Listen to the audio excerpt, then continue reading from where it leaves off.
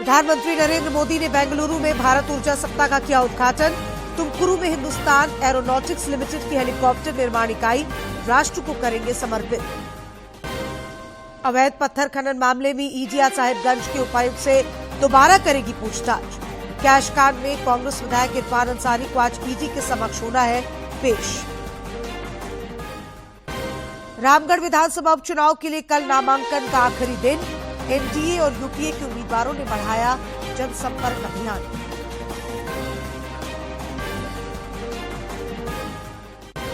और कल छुट्टी के दिन रिकॉर्ड 54,000 लोगों ने राजभवन उद्यान का किया दीदार। अब 10 फरवरी तक आम लोग राजभवन में कर सकेंगे भ्रमण।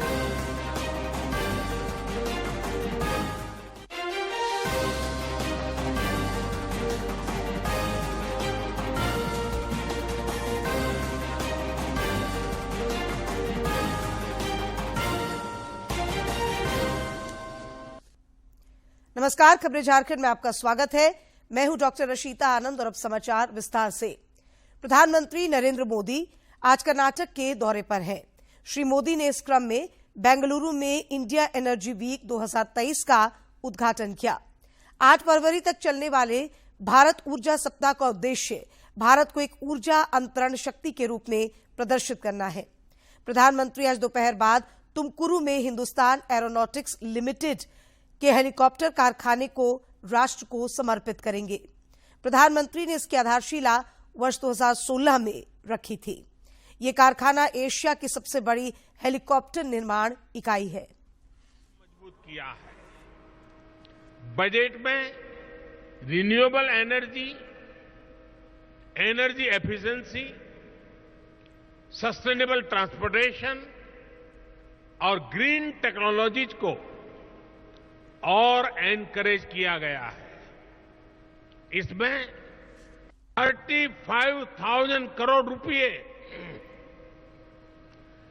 प्रायोरिटी कैपिटल इन्वेस्टमेंट के लिए रखे गए हैं ताकि एनर्जी ट्रांजिशन और नेट जीरो ऑब्जेक्टिव्स को बल मिले।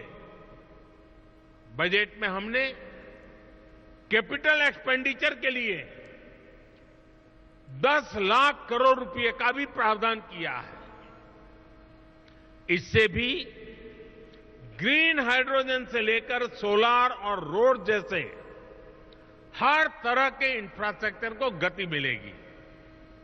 साथियों, 2014 के बाद से ग्रीन एनर्जी को लेकर भारत का कमिटमेंट और भारत के प्रयास पूरी दुनिया को देख रहे हैं।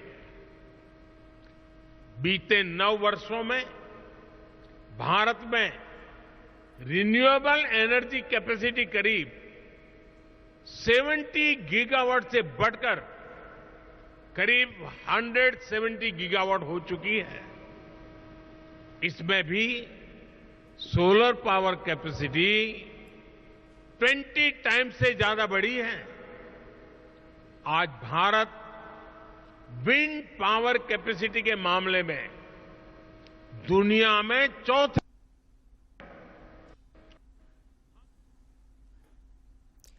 संसद के बजट सत्र का आज 5वां दिन है। सदन की कार्यवाही शुरू होने पर विपक्ष के सदस्यों ने विभिन्न मुद्दों को लेकर हंगामा किया। इस कारण दोनों सदनों की कार्यवाही भोजन अवकाश तक के लिए स्थगित कर दी गई। सदन में आज राष्ट्रपति के अभिभाषण पर चर्चा प्रस्तावित है, जबकि दोनों सदनों में कई प्रतिवेदन भी पेश किए जाने हैं।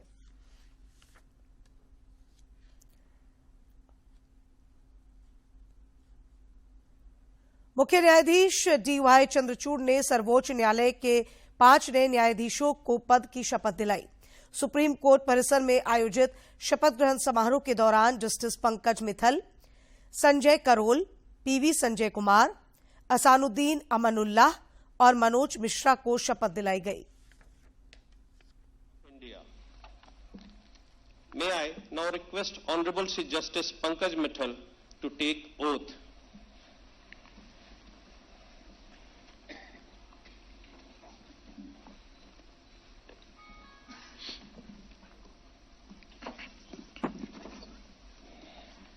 I, Pankaj Mittal, Having been appointed a judge of the Supreme Court of India, having been appointed a judge of the Supreme Court of India, do swear in the name of God do swear in the name of God that I will bear true faith and allegiance to the Constitution of India as by law established, that I will bear true faith and allegiance to the Constitution of India as by law established, that I will uphold the sovereignty and integrity of India, that I will uphold the sovereignty and integrity of India, that I will duly and faithfully and to the best of my ability, knowledge and judgment that I will duly and faithfully and to the best of my ability, knowledge and judgment perform the duties of my office without fear or favor, affection or ill will, perform the duties of my office without fear or favor, affection or ill will, and that I will uphold the Constitution and the laws. that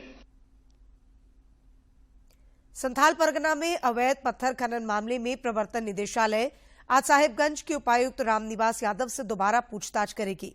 इससे पहले ED के समन पर 23 जनवरी को साहिबगंज के उपायुक्त रांची स्थित ED के क्षेत्रीय कार्यालय पहुंचे थे। इसके बाद ईडी ने उनसे करीब 7 घंटे तक पूछताछ की थी। इसके बाद ईडी ने उन्हें 6 फरवरी को पेश होने को कहा था। इधर ईडी के अधिकारी कैश कांड मामले में कांग्रेस विधायक इरफान अंसारी से आज पूछताछ करेंगे। ईडी ने विधायक इरफान अंसारी, राजेश कच्छप और नमन विक्सल कोंगाड़ी को दोबारा समन जारी कर अलग अलग तारीखों को बुलाया है।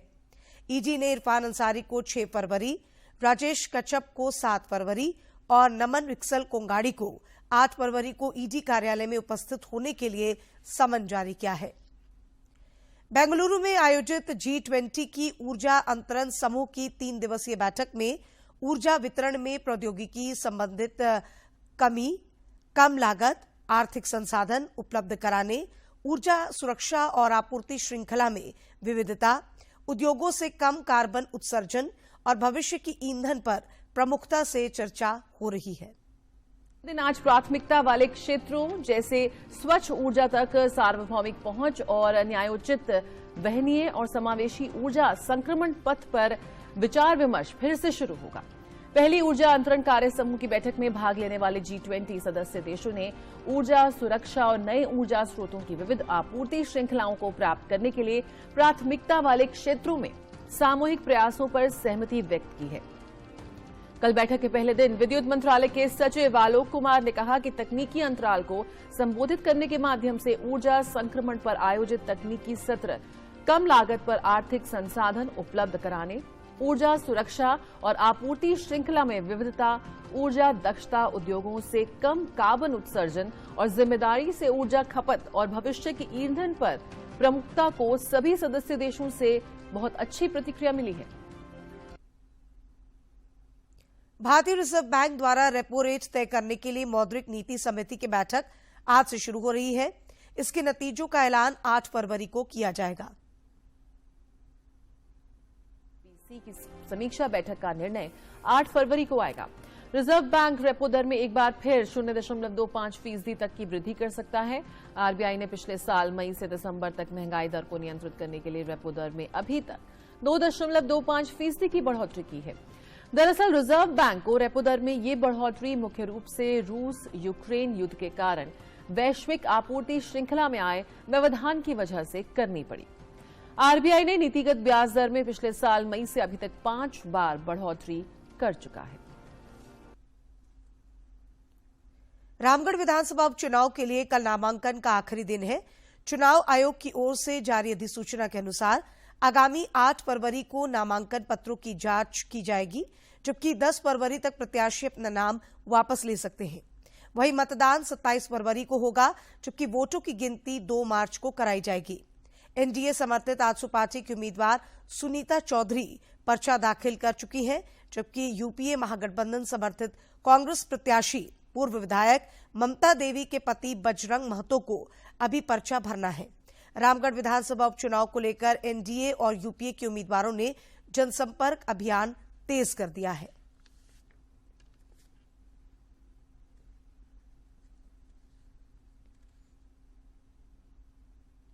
जिला निर्वाचन पदाधिकारी सह रांची के उपायुक्त राहुल कुमार सिन्हा ने आज मोराबादी स्थित बिरसा मुंडा फुटबॉल स्टेडियम स्थित ईवीएम वेयरहाउस का निरीक्षण किया। इस दौरान श्री सिन्हा ने पदाधिकारियों को भारत निर्वाचन आयोग के निर्देशों का पालन सुनिश्चित करने का निर्देश दिया। मौके पर जिला उप निर्वाचन पदाधिकारी मैरी मड़की एवं संबंधित कर्मी मौजूद रहे। भारतीय अनुसंधान संस्थान के वरीय वैज्ञानिक श्रीनिवास बाबू ने कहा है कि मोटे अनाज से जुड़े विभिन्न उत्पादों पर संस्थान की ओर से लगातार काम किया जा रहा है। श्रीनिवास बाबू के रांची दौरे पर हमारे समाचार संपादक ने उनसे खास बातचीत की। Indian institute of millet research Hyderabad के सीनियर वैज्ञानिक श्रीनिवास बाबू जी हमारे साथ हैं। किस तरीके से मिलेट्स को आजकल बढ़ावा दे रहे हैं? ये जो सेंट्रल गवर्नमेंट का मुख्य उद्देश्य है, योगा को 2015 में कैसे जो दुनिया को दिखा दिया था कि ये काफ़ी हेल्दी चीज़ है, ऐसे ही मिलेट्स को पूरा दुनिया में पॉपुलराइज करने के लिए प्रेजेंट गवर्नमेंट जो भी है वो काफ़ी कोशिश कर रही है, कई योजना बना रही है और काफ़ी प्रोत्साहन दे रही है किसानों को भी, उद्योग जो भी मिलेट बेस्ड उद्योगपतियों को भी और रिसर्च को। तो अभी पूरा दुनिया में इस पूरे साल ये मिलेट का प्रमोशन, अवेयरनेस और उसकी हेल्थ बेनिफिट्स की पब्लिसिटी काफ़ी करने हो जा रहा है और दुनिया में इंडिया एज ए नेशन सबसे बड़ा मिलेट प्रोड्यूसर है और सेकंड एक्सपोर्ट। और अगर इसी तरह से प्रोत्साहन मिलेगी तो दुनिया में सबसे ज़्यादा प्रोडक्शन और सबसे ज़्यादा एक्सपोर्ट भी इंडिया से भी होगा। और हमारा जो गवर्नमेंट का मुख्य उद्देश्य भी यही है कि ये जो मिलेट जो है पूरा दुनिया पे इंडिया से चले जाए और सबका हेल्थ अच्छा आगे बढ़ा दे। यही उद्देश्य है ये जो इंटरनेशनल ईयर ऑफ मिलेट्स को। तो किस तरीके से जो हैदराबाद का रिसर्च इंस्टीट्यूट है वहाँ मिलेट्स में, क्योंकि देखिए मिलेट्स जो है एक हमारी पारंपरिक खेती का एक सिस्टम रहा है और पारंपरिक खान पान का हिस्सा रहा है, जो हाल के दिनों में वो एक तरीके से थोड़ा हम कह सकते हैं नेग्लेक्ट हुआ है, लोग उसकी ओर ध्यान नहीं दे रहे थे। तो ऐसे में जब ये खेती एक बार फिर से शुरू हो रहा है तो ज़्यादा प्रोडक्शन हो, इसकी दिशा में भी कोई काम हो रहा है क्या? और हमारा जो भारतीय मिलेट अनुसंधान संस्थान जो है 23 स्टेट मतलब राज्य में इंडिया में काम करती है और उस राज्य में जो भी क्लाइमेटिक कंडीशन है उसके हिसाब से वहाँ सेंट्रल कोऑर्डिनेटेड स्कीम में वहाँ यूनिवर्सिटी में जो फंडिंग करके वहाँ एक सेंटर बना के हर एक स्टेट में जहाँ पे भी मिलेट उगता है वहाँ पे वो किस्में तैयार करके नए नए प्रजातियाँ दिया जा रहा है हाई यील्डिंग बैकग्राउंड। और ये मेन काम है हमारा इंस्टीट्यूट का। साथ साथ हम ये जो फूड प्रोसेसिंग में भी काफ़ी आगे निकले हैं। अराउंड 65 प्रोडक्ट्स हम ऑलरेडी बना चुके हैं। उसका मशीनरी, उसका पैकिंग और उसका अपस्केलिंग सभी चीज़ों में हम पिछले 20 सालों में काम करके अभी आज ये इंडिया इतना दावा से कर रही है। ये सब हमारी यहाँ की वो जो है मेहनत है और हमारी टेक्नोलॉजी है। प्रधानमंत्री जी का जब जोर मिलेट्स पे हुआ तो ऐसे में क्या लगता है कि अब बहुत ज़्यादा ये पॉपुलर भी हो जाएगा? यस सर, ये जो अभी जो प्रोत्साहन जितना अभी गवर्नमेंट की तरफ से हो रहा है ये आने वाले 1-2 सालों में ही पूरा दुनिया में ये फैल जाएगा और हमारा किसान को भी काफ़ी आगे इसकी डिमांड बहुत बढ़ेगा, डिमांड बढ़ेगा और उसका आमदनी भी बढ़ेगा। तो किसानों की आमदनी भी बढ़ेगी और मिलेट्स पर जिस तरीके से लोकप्रिय हो रहा है, जो योग एक बार देश में एक बार फिर दुनिया में भारत योग गुरु के नाम से जाना लगा है, आने वाले दिनों में ऐसा उम्मीद कर रहे हैं श्रीनिवास बाबू जी कि भारत मिलेट्स गुरु के रूप में जाना जाएगा। अपने सहयोगी असीम के साथ मैं दिवाकर कुमार, दूरदर्शन समाचार, रांची। पूर्वी सिंहभूम के जिला मुख्यालय जमशेदपुर में विभिन्न संस्थाओं द्वारा सड़क सुरक्षा के प्रति लोगों को जागरूक किया जा रहा है। इसी के तहत डोकोन एयर कंडीशनिंग प्राइवेट लिमिटेड द्वारा 34वां राष्ट्रीय सड़क सुरक्षा महीना का आयोजन किया गया, जो 15 फरवरी तक चलेगा। इसके तहत संस्था द्वारा बच्चों में सड़क सुरक्षा के प्रति जागरूकता लाने के लिए नुक्कड़ नाटक का आयोजन किया जा रहा है।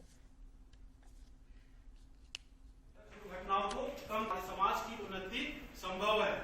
सड़क सुरक्षा जीवन रक्षा, सड़क सुरक्षा जीवन रक्षा, सड़क सुरक्षा जीवन रक्षा, सड़क सुरक्षा जीवन रक्षा, सड़क सुरक्षा की बातें, सड़क सुरक्षा की बातें हम जन जन तक पहुंचाएंगे, हम जन जन तक पहुंचाएंगे।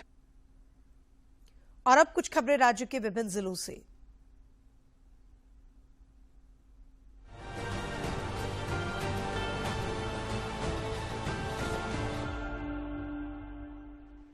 मुख्यमंत्री हेमंत सोरेन नई दिल्ली से जवाहरलाल नेहरू स्टेडियम में भाजपा के राष्ट्रीय अध्यक्ष जेपी नड्डा के पुत्र हरीश नड्डा के विवाह के अवसर पर आयोजित आशीर्वाद समारोह में शामिल हुए। इस दौरान श्री सोरेन ने नवदंपति को सुखद और खुशहाल दाम्पत्य जीवन के लिए शुभकामनाएं और आशीर्वाद दिया। लातेहार जिले के मनिका थाना क्षेत्र के साधवाडी गांव में हथियारबंद पीएलएफआई के उग्रवादियों ने सड़क निर्माण कार्य के साइडिंग पर हमला कर जेसीबी को आग के हवाले कर दिया। इस दौरान उग्रवादियों ने पर्चा फेंककर घटना की जिम्मेदारी लेते हुए चेतावनी भी दी है। दुमका जिले के मुफस्सिल थाना क्षेत्र से पुलिस ने चोरी की 5 बाइक के साथ 6 चोर को गिरफ्तार किया है। पुलिस चोरों के पास से एक देसी कट्टा और 2 जिंदा कारतूस भी बरामद कर चुकी है। धनबाद जिले के जोगता थाना क्षेत्र स्थित सिजुआ जंगल में बम विस्फोट की चपेट में आकर 3 बच्चे घायल हो गए। सभी को इलाज के लिए धनबाद स्थित एक निजी हॉस्पिटल में भर्ती कराया गया है। घायल बच्चों में से 2 की हालत गंभीर बताई जा रही है। फिलहाल पुलिस मामले की छानबीन में जुटी है। रांची जिले के दशम फॉल थाना क्षेत्र से पुलिस ने हत्या और चोरी की बाइक खरीदने के मामले में 2 लोगों को गिरफ्तार किया है। गिरफ्तार लोगों में शिवचरण मुंडा और रवि सिंह मुंडा शामिल हैं। ग्रामीण एसपी नौशाद आलम ने बताया कि 27 जनवरी को एक व्यक्ति का शव दशम फॉल थाना क्षेत्र से बरामद किया गया था। लातेहार जिले के महुआ डाड़ थाना क्षेत्र के ग्राम हामी पंडरी टोली के पास मोटरसाइकिल और बस के बीच हुई सीधी टक्कर में मोटरसाइकिल पर सवार 2 लोगों की मौत हो गई, जबकि एक अन्य गंभीर रूप से घायल हो गया। गिरिडीह जिले में अलग अलग दुर्घटनाओं में 4 लोगों की मौत हो गई, जबकि अन्य 7 लोग घायल हो गए। पहली घटना बगोदर थाना क्षेत्र के हेसला में जीटी रोड पर एक मछली लदी गाड़ी एक ट्रक से टकरा गई, जिसमें एक व्यक्ति की मौत हो गई और एक व्यक्ति घायल हो गया।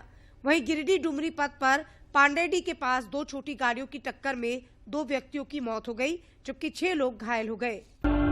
लातेहार जिले के चंदवा प्रखंड में अभिजीत ग्रुप के बंद पड़े पावर प्लांट से लोहा चोरी मामले में पुलिस ने स्क्रैप लदा पिकअप वैन को चकला पंचायत के सदाबर ग्राम से जब्त किया है।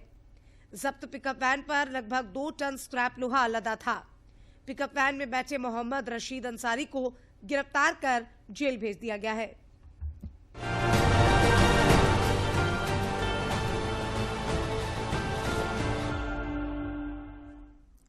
राजधानी रांची स्थित राजभवन उद्यान का भ्रमण एवं परिदर्शन करने के लिए हर रोज बड़ी संख्या में लोग पहुंच रहे हैं। छुट्टी का दिन होने के कारण कल रिकॉर्ड 54,000 लोगों ने राजभवन उद्यान का दीदार किया।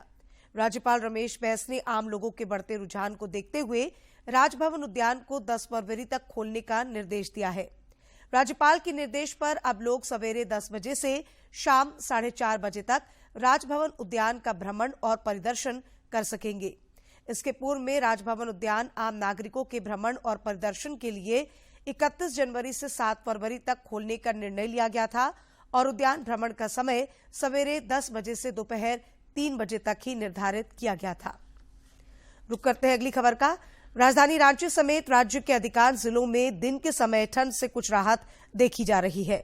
हालांकि सवेरे और शाम में न्यूनतम तापमान अब भी कई जिलों में 10 डिग्री से नीचे चल रहा है। पिछले 24 घंटों में राज्य में मौसम शुष्क रहा। सबसे अधिक तापमान 33.2 डिग्री सेल्सियस चाईबासा में रिकॉर्ड किया गया, जबकि सबसे कम न्यूनतम तापमान 6.1 डिग्री सेल्सियस खूंटी में दर्ज किया गया। रांची स्थित मौसम विज्ञान केंद्र के अनुसार रांची और आसपास के क्षेत्रों में अगले 4 दिनों तक आसमान साफ रहेगा और मौसम शुष्क रहेगा। जमशेदपुर स्थित जेआरडी टाटा स्पोर्ट्स कॉम्प्लेक्स में आयोजित ओपन स्पोर्ट्स क्लाइंबिंग चैंपियनशिप कल संपन्न हो गया। इस चैंपियनशिप में टाटा स्टील एडवेंचर फाउंडेशन को उत्कृष्ट प्रदर्शन के लिए अवार्ड से नवाजा गया। समापन समारोह को संबोधित करते हुए टाटा स्टील के वाइस प्रेसिडेंट चाणक्य चौधरी ने कहा कि इस चैंपियनशिप में विभिन्न राज्यों के क्लाइंबर्स ने भाग लिया और उत्कृष्ट प्रदर्शन किया।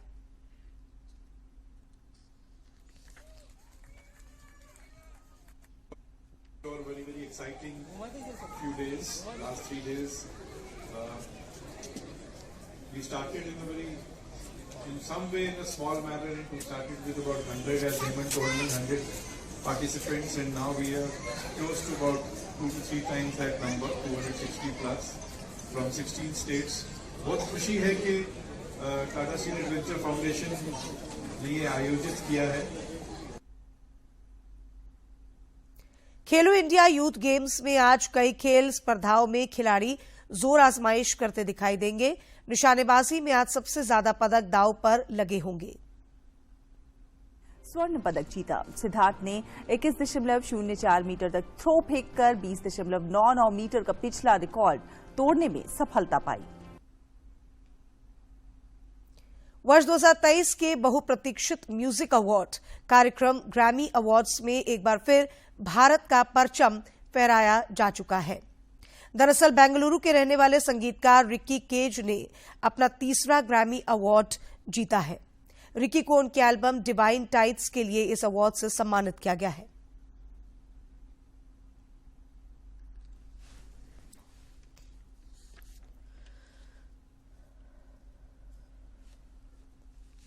रिकी केज ने अपना तीसरा ग्रैमी अवार्ड जीता है। रिकी को उनकी एल्बम डिवाइन टाइड्स के लिए इस अवार्ड से सम्मानित किया गया है। अमेरिका में जन्मे संगीतकार ने मशहूर British rock band the police के ड्रमर स्टीवर्ट कोपलैंड के साथ अपना ये अवार्ड शेयर किया है। आपको बता दें कि स्टीवर्ट कोपलैंड ने इस एल्बम में रिकी के साथ सहयोग किया था। 65वें ग्रैमी अवार्ड्स में दोनों को ये अवार्ड सर्वश्रेष्ठ इमर्सिव ऑडियो एल्बम कैटेगरी में ग्रामोफोन ट्रॉफी जीती है। बॉलीवुड की स्वर कोकिला कही जाने वाली और भारत रत्न लता मंगेशकर की आज पहली पुण्यतिथि है। उनकी विरासत को कभी भुलाया नहीं जा सकता। इसे लेकर ओडिशा के मशहूर सैंड आर्टिस्ट सुदर्शन पटनायक ने एक सैंड आर्ट बनाकर लता मंगेशकर को श्रद्धांजलि दी है।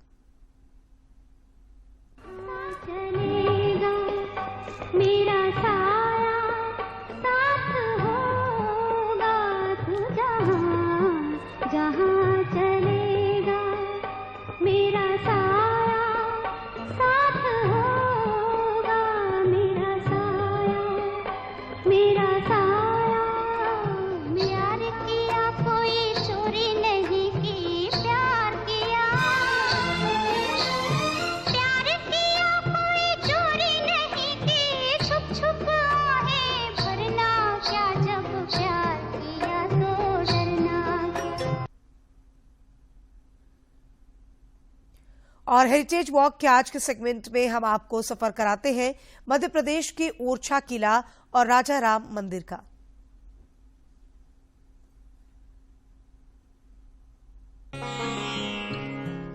झांसी महानगर से 16 किलोमीटर दूर बेतवा नदी के किनारे स्थित ये ओरछा किला बेहद खूबसूरत और प्राकृतिक सुंदरता से भरपूर है। इस भव्य किले का निर्माण 16वीं शताब्दी में बुंदेला वंश के राजा रुद्र प्रताप सिंह ने करवाया था। किले के निर्माण के बाद इस किले के परिसर में कई महल और मंदिर बनाए गए। किले का मुख्य आकर्षण राजा महल है, जिसका निर्माण राजा मधुकर शाह ने करवाया था। किले में बना लक्ष्मी नारायण मंदिर एक अनूठी स्थापत्य शैली का प्रदर्शन करता है, जो एक किले और एक मंदिर का मिश्रण है। यहीं वीर सिंह देव ने सावन भादो और जहांगीर महल बनवाया था। इसके अलावा किले में शीश महल, राय प्रमीण महल और जहांगीर महल बने हुए हैं। जहांगीर महल जिसे तत्कालीन मुगल सम्राट जहांगीर के सम्मान में बनवाया गया था। इस किले की वास्तुकला में बुंदेलखंडी और मुगल प्रभावों का मिश्रण साफ साफ दिखाई देता है। किले के एक हिस्से को राम राजा मंदिर में बदल दिया गया है। राम राजा मंदिर पूरे भारत में एकमात्र ऐसा स्थान है जहां भगवान राम को भगवान और राजा दोनों के रूप में पूजा जाता है। किले की वास्तुकला बेहद शानदार और आकर्षक है। 16वीं शताब्दी में निर्मित ये किला सैलानियों के बीच खासा आकर्षण का केंद्र रहता है। Bureau report, DD news.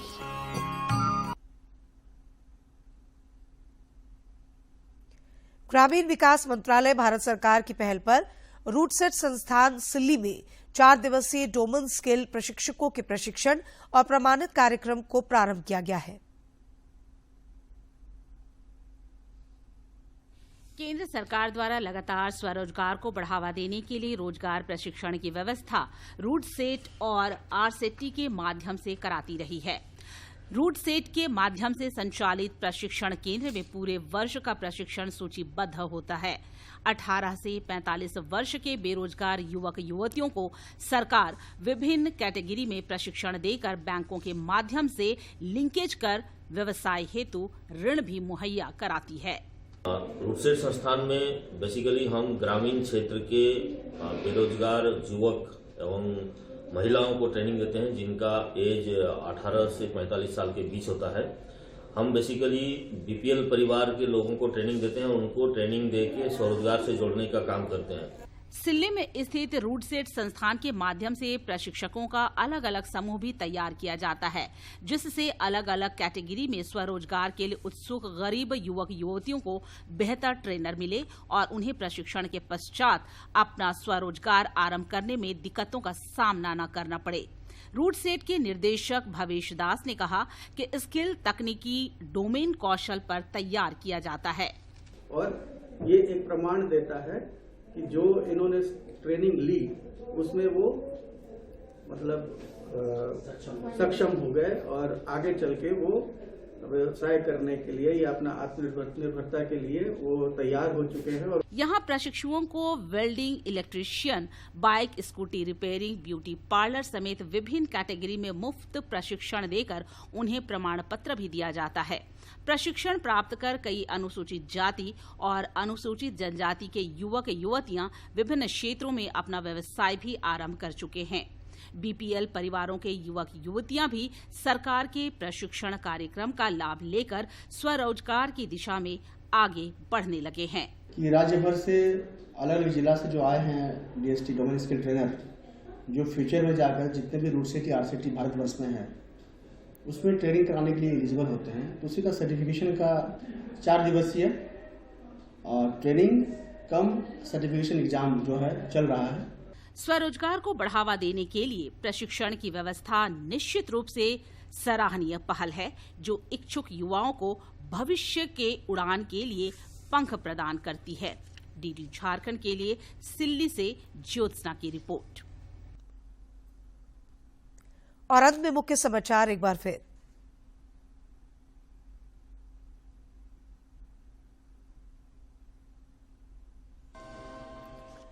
प्रधानमंत्री नरेंद्र मोदी ने बेंगलुरु में भारत ऊर्जा सप्ताह का किया उद्घाटन। तुमकुरू में हिंदुस्तान एरोनॉटिक्स लिमिटेड की हेलीकॉप्टर निर्माण इकाई राष्ट्र को करेंगे समर्पित। अवैध पत्थर खनन मामले में ईडी साहिबगंज के उपायुक्त से दोबारा करेगी पूछताछ। कैश कांड में कांग्रेस विधायक इरफान अंसारी को आज ईडी के समक्ष होना है पेश। रामगढ़ विधानसभा उपचुनाव के लिए कल नामांकन का आखिरी दिन। एनडीए और यूपीए के उम्मीदवारों ने बढ़ाया जनसंपर्क अभियान।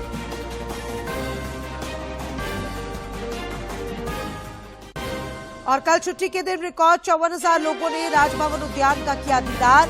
अब 10 फरवरी तक आम लोग राजभवन में कर सकेंगे भ्रमण।